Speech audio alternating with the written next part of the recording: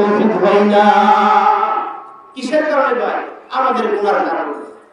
আমাদের গুনার কারণে পারিবারিক অশান্তি দূর হয় না, সামাজিক অশান্তি দূর হয় না, রাষ্ট্রীয় অশান্তি দূর হয় না। আমাদের মুসিবত কেন দূর হয় না ভাই?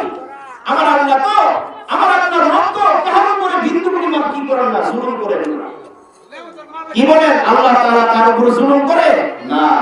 আল্লাহ বলেন ইন্নাল্লাহা লা ইয়াজলিমু মিসকালা যাররাহ, ইন্নাল্লাহা লা ইয়াজলিমু মিসকালা যাররাহ ওয়া ইন তাকু হাসানাতান ইউযাইফুহা ওয়া ইউতি মিন লাদুনহু আজরান আযীমা। আল্লাহ তাআলা কার উপর বিন্দু পরিমাণ জুলুম করেন না। কার উপর আল্লাহ তাআলা সামান্য পরিমাণ যারা পরিমাণ জুলুম করেন না।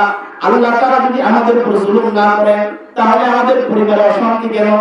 ভাই ভাই কেন মিল মহব্বত নাই? স্বামী স্ত্রী কেন মিল মহব্বত নাই? পিতা পুত্রের মধ্যে কেন মিল মহব্বত নাই? আমাদের সমাজে কেন অশান্তি? পরিবার থেকে কেন দারিদ্রতা দূর হয় না? পরিবার থেকে কেন ঋণ দূর হয় না? পরিবার থেকে কেন অশান্তি এইগুলি দূর হয় না? আমাদের রাষ্ট্রের মধ্যে কেন অশান্তির আগুন দাও দাও করে জ্বলতেছে? এত অশান্তি, এত পেরেশানি, সমাজের হাল অবস্থা কেন?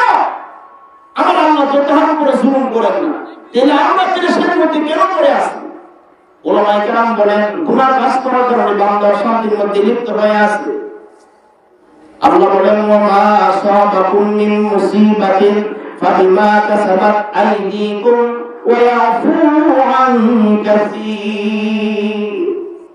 দুনিয়ার মানুষ যে যে অবস্থায় পড়ে আছে, মুসিবত পেরেশানি ছোট হোক বড় অশান্তি, রোগ বড় হোক ছোট হোক, যত রকমের বেদনা অশান্তির মধ্যে পড়ে আছে, এই সবগুলো বান্দার নিজ হাতের কারণে।